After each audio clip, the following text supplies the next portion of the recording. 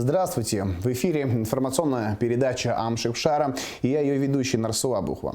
Я и мои коллеги расскажем о самых важных событиях понедельника. И сегодня в выпуске. 27 февраля 1919 года вышла в свет первая абхазская газета «Апсна». Работники СМИ Абхазии отмечают профессиональный праздник. В представительстве Россотрудничества подвели итоги республиканского конкурса сочинений среди школьников. Санитарная обрезка деревьев, уборка парков, скверов и дорог. В Сухуми начались весенние работы по благоустройству. 27 февраля – профессиональный праздник работников СМИ Абхазии. В этот день, в 1919 году, начала выходить первая абхазская газета «Апсна». Ее редактором стал Дмитрий Гулья. Издание выходило в течение 2 лет, и за это время было выпущено 85 номеров. С 1921 по 1991 годы газета называлась «Апсны». Как раньше, так и сейчас газета «Апсна» освещает политические, экономические, социальные и культурные события в жизни республики. Здесь нередко публикуются стихи и прозаические произведения абхазских писателей.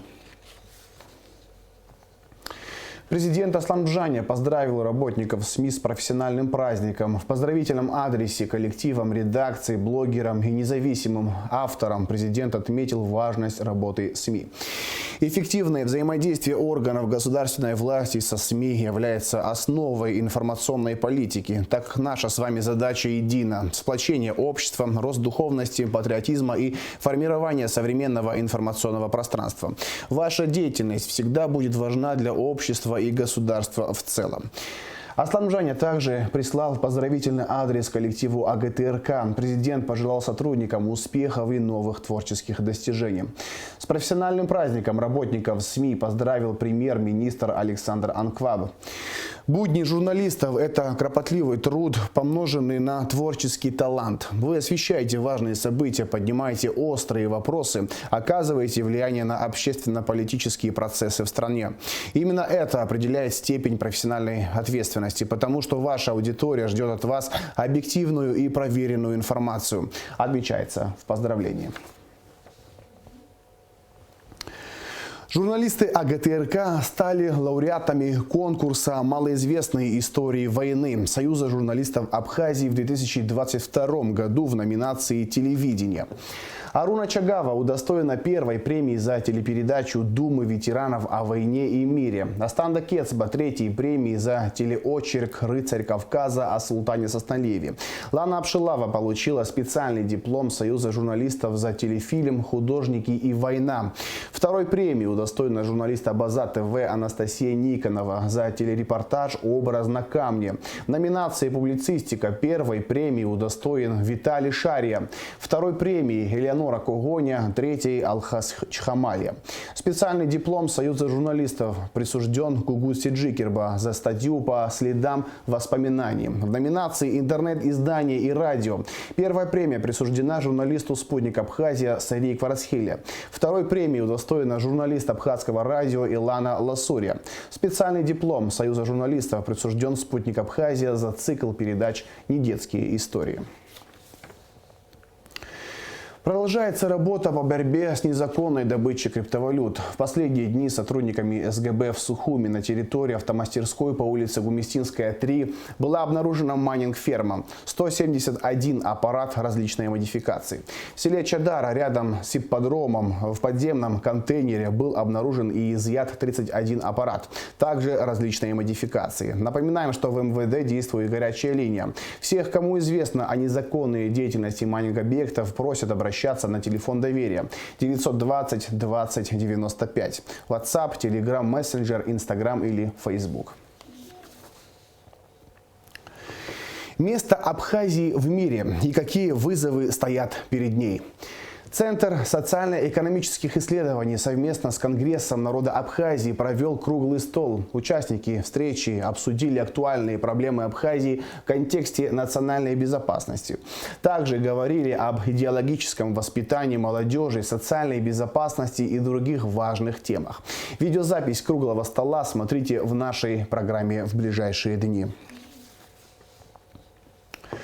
В столице Германии прошла крупномасштабная манифестация в поддержку инициативы о мирном урегулировании и против поставок оружия на Украину.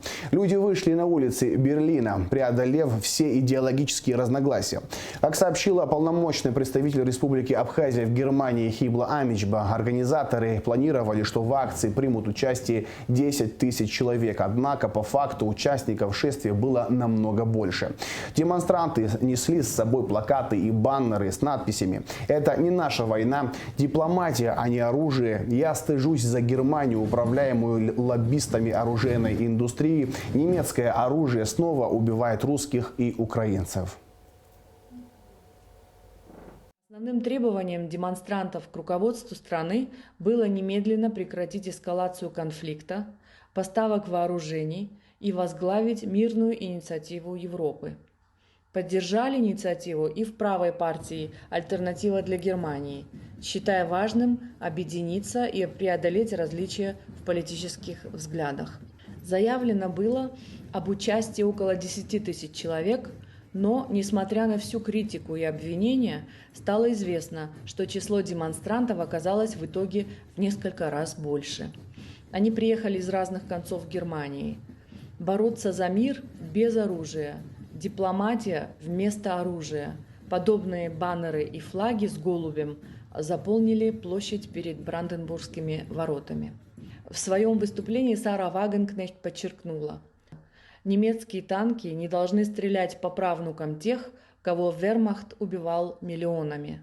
Сегодня мы видим, сколько нас, и наш голос будет настолько громким, что его невозможно будет не услышать. Мы начинаем организовываться, так как Германии нужно по-настоящему сильное движение за мир. Развитие абхазского и русского языков, воспитание патриотизма и гордости за родной язык – главная цель республиканского конкурса сочинений среди школьников, организованного представительством Россотрудничества при поддержке Министерства просвещения. В Доме Москвы прошла торжественная церемония награждения победителей конкурса. Кто же представил лучшие сочинения и какие призы предусмотрены организаторами, расскажет Эсма Голанзе. Язык есть исповедь народа. В нем слышится его природа, его душа и быт родной. Темой конкурса стали строчки стихотворения поэта Веземского. Формой творческого задания – сочинение или эссе, написанное о родном языке. В числе победителей Елизавета Квициния из Гудауты. Ученица 11 класса награждена дипломом 2-й степени. Мне о конкурсе рассказала моя классная руководительница Вероника Артуровна. Мне стало интересно, на что я способна, и хотелось раскрыть эту тему нашего родного языка. Рассказала о структуре языка, о наших традициях, обычаях, как стоит ценить их. Я, правда, очень много чего узнала, также из других языков, из итальянского, из испанского. Дипломами 1-й степени награждены Соня Кубрава и Даниил Горющенко. Дипломом 2-й степени Анастасия Максумова. Дипломы 3-й степени получили София Ажиба и Салима Джения. Также были отмечены призеры конкурса. Соревнования были организованы представительством Россотрудничества и приурочены к Международному дню родного языка. Было очень тяжело отобрать, потому что, сами понимаете, что за этими наградами, конечно же, у нас последуют другие награды, которые вполне возможно, так сказать, коснутся и вас. То есть я имею в виду о том, что у нас еще есть поколение «Здравствуй, Россия», в рамках которой мы отправляем ребят в нашу страну. И вы являетесь претендентами на это мероприятие, потому что это будет уже летом подводиться общий конкурс по всем остальным конкурсам, и тогда будет определяться, кто у нас сможет поехать. И хочется сказать слова благодарности родителям за то, что вы воспитали таких детей. После награждения прошел круглый стол, который объединил ученых, учителей, представителей общественности. Его темой стала роль русского языка как языка межнационального общения через диалог культур. Эсма Голанзе, Алексей Гухава, Абхазское телевидение. По поручению министра внутренних дел Вальтера Будба МВД Абхазии продолжает усиленные рейды по предупреждению и профилактике правонарушений в республике. Накануне были проведены профмероприятия «Безопасный город» и «Безопасный район». Подробности в репортаже пресс-службы ведомства. По поручению министра Вальтера Ботба МВД Абхазии продолжают усиленные рейды по предупреждению профилактики правонарушений в республике. 26 февраля проведены профмероприятия «Безопасный город» и «Безопасный район». Под контролем заместителя министра Беслана Чкадова сотрудники милиции дислоцировались по всей республике с целью выявления правонарушений. Сегодня мы проводим рейдовое мероприятие по всей республике. Это «Безопасный район». Основное мы акцентируем на 119, это управление водителем в нетрезвом состоянии, и акцентируем на более нарушения, которые приводят к аварийности. Это выезд на встречную полосу, пересечение сплошной линии. И другие нарушения, которые сегодня делают наши водители. И просьба ко всем водителям быть бдительным, уважать друг друга. Сотрудники милиции работают в ненормированном графике, ежедневно патрулируя улицы городов и районов. Тревожной остается статистика так называемых пьяных водителей. Ежедневно правоохранители выявляют случаи вождения автомобильным средством в нетрезвом состоянии. Для более слаженной оперативной работы к рейдовому мероприятию привлекают врачей-лаборантов Республиканского наркологического диспансера. Подобная мера позволяет осуществлять освидетельствование водителей, вызывающих подозрения у правоохранителей, прямо на месте.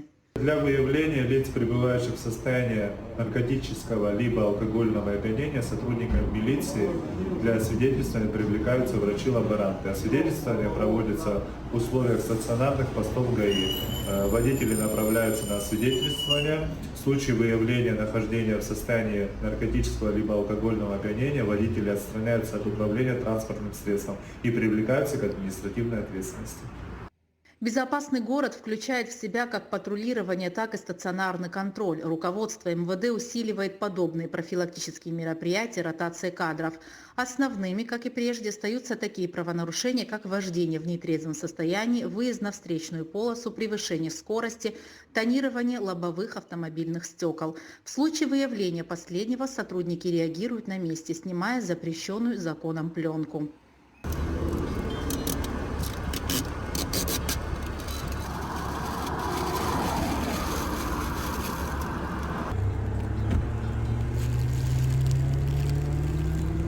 Кроме того, сотрудники милиции напоминают об административной ответственности за управление транспортными средствами с нестандартными, нечитаемыми или установленными с нарушением требований правил дорожного движения номерными знаками. Данное правонарушение влечет за собой административный штраф до 1800 рублей. В своей работе сотрудники госавтоинспекции обращают внимание на нестандартные государственные регистрационные знаки, используемые водителями на транспортных средствах. Такой номер в соответствии со статьей 116 частью 6 подлежит изъятию, и водитель транспортного средства привлекается к административной ответственности. Рейдовые мероприятия в городах и районах систематизируются специалистами и формируются в единый отчет о проделанной работе. За выходные дни 25 и 26 февраля всего зафиксировано 604 административных правонарушения. За выходные дни сотрудниками Управления внутренних дел МВД Республика Абхазия совместно с сотрудником Управления госавтоинспекции МВД Республики Абхазия и районов было выявлено 604 административных нарушения, в том числе 70 в нетрезвом состоянии по статье 119. Усиленные рейды сотрудники милиции продолжают далее, работая в ежедневном режиме. МВД напоминает, основной целью сотрудников милиции является снижение количества дорожно-транспортных происшествий, минимизация нарушений правил дорожного движения и обеспечение безопасности всех участников дорожного движения. Подобные профмероприятия будут регулярно проводиться по всей республике. Задержан гражданин Республики Узбекистан, которому вменяется незаконное приобретение, хранение, перевозка с целью сбыта, а равно сбыт наркотического средства в особо крупном размере. Далее в нашем выпуске оперативная сводка МВД. Сотрудниками УКОН МВД задержан гражданин Республики Узбекистан. Шамсидинову Римзидину Вахиджон Углы 1998 года рождения вменяется незаконное приобретение, хранение, перевозка с целью сбыта, равно сбыт наркотических средств в особо крупном размере. Вышеназванный гражданин задержан в результате проведенных оперативных мероприятий сотрудниками наркоконтроля МВД Абхазии. При личном досмотре у мужчины обнаружено и изъято 24 заизолированных свертка с белым порошкообразным веществом внутри. Шамсудина, вам задается вопрос, что это за вещество? Наркотик. Чем ты пользовался? Каким мобильным приложением? Телеграм, WhatsApp? WhatsApp?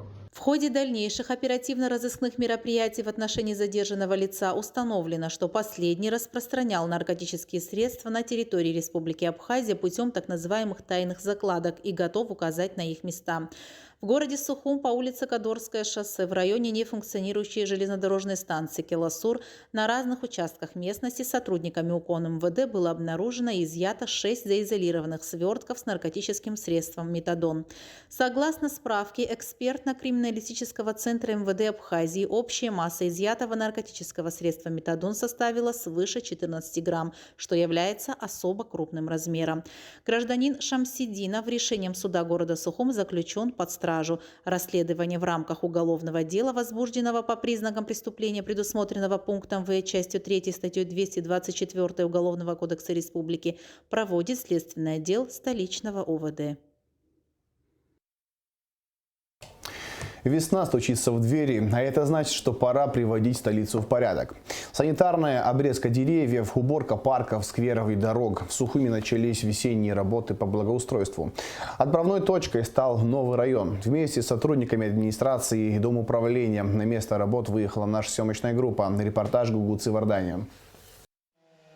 Снег и затяжные дожди сменились в начале недели теплыми днями. Весна уже стучится в двери, а это значит, что пришло время благоустройства, субботников, обрезки деревьев и капитальной уборки. Для сотрудников администрации города, домоуправлений, МЧС будни начались именно с таких работ.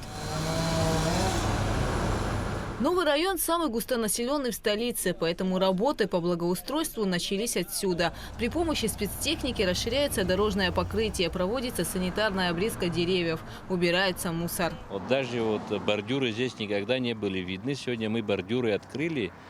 Сейчас наша техника работает, после этого уже пойдут коммунальные службы. Это самый большой район в городе, который требует особого внимания и который, естественно, нам всегда оказывает администрация в лице Беслана Федоровича Эшба. И также всегда рядом с нами находится депутат парламента Астамур Баталович Гельхелия, без помощи которых навряд ли это было бы все возможно.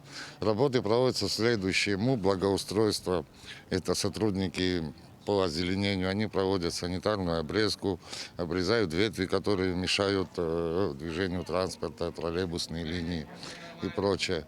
Также расширяется дорога, как вы видели, вот так называемый, ветерок в новом районе, от него вниз. Тоже она будет благоустроена, что впоследствии скажется на дорожном движении. Санитарная уборка идет и в местном парке. Кроме того, сейчас здесь ликвидируются огороды или так называемые участки, прилегающие к многоэтажным домам. Это освободит места для парковки. Но главная причина – соблюдение норм безопасности. Так как в экстренных случаях, например, при пожаре, проводить спасательную операцию очень сложно. В первую очередь необходимость в том, что для пожарной техники, которая в случае чрезвычайной какой-то ситуации, пожара, например, прибывает и подъезжает к многоквартирным домам, данная эта территория, она препятствует подъезду пожарной техники. Также эвакуации людей, возможно, она будет препятствовать. Такое уже бывало. Специальная техника не может подъехать к домам, что может повлечь за собой, не дай бог, какие-то человеческие жертвы. Поэтому мы пытаемся пока донести до людей, чтобы они сами это сделали. В случае, если этого не будет сделано, то мы сами, специальные службы, все равно будем делать так, чтобы эта территория была очищена и чтобы она приобрела соответствующий вид. Люди ничего не говорят, как к этому относятся, какое отношение? Вы знаете, как в основном мы встречаем понимание, но некоторые за эти долгие десятилетия настолько свыклись с мыслью, что это их земля, что это их огород или их территория. Надо это все приводить в соответствующий вид, на то есть и законные методы, которой мы обязательно прибегнем в случае непонимания жителей. По словам специалистов, этот вопрос стоит очень остро, но общими силами с проблемой можно справиться. Работы по уборке огородов будут проводить аккуратно, говорят сотрудники администрации Сухума. Конечно, какие-то нормы по-варварски мы никак не будем к этому подходить, потому что посажены фруктовые деревья, и цветы красивые, и клумбы сделаны. Естественно, они останутся, и наоборот мы попытаемся со своей стороны придать им еще более красивый вид. Работают специалисты при помощи новой спецтехники. Грейдеры и КАМАЗы были приобретены столичной администрацией. Спецтехнику приобрели для города по поручению главы города Сухум Беслана Федоровича Эшба. Это очень удобная техника. Вот недавно, вы помните, когда вот снегопады были, до утра эта спецтехника работала. Раньше у нас такой техники в городе не было. Весенние работы по благоустройству проведут и в других районах столицы. Гугут Савардания, Тимур Гугохия, Абхазское телевидение.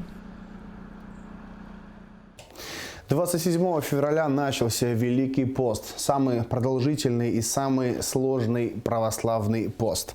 Он начинается на следующий день после Масленицы и длится 48 дней. В этом году пост продлится до 16 апреля. Великий пост верующим рекомендовано много молиться, помогать ближним и соблюдать ограничения в еде и мирском образе жизни. 2 марта в Абхазской государственной филармонии пройдет 12-й республиканский фестиваль оркестров народных инструментов Абхерца. В фестивале примут участие оркестры сельских, городских, районных и республиканских учреждений культуры и образования, других ведомств, в составе которых представлены старинные национальные музыкальные инструменты, сообщает Министерство культуры. Поисково-спасательному отряду МЧС Абхазии требуется водителей на автомобиль КАМАЗ со стажем работы. Возраст до 40 лет. Требования: наличие военного билета и соответствующего водительского удостоверения и аттестата о среднем образовании. Обращаться по телефону 37 99 40. А в завершении выпуска расскажем о погоде. По сообщению гидрометцентра, во вторник, 28 февраля, на территории Абхазии не ожидается осадков. Температура воздуха ночью 5-10, днем 12-17 градусов тепла. Температура морской воды плюс 9 градусов.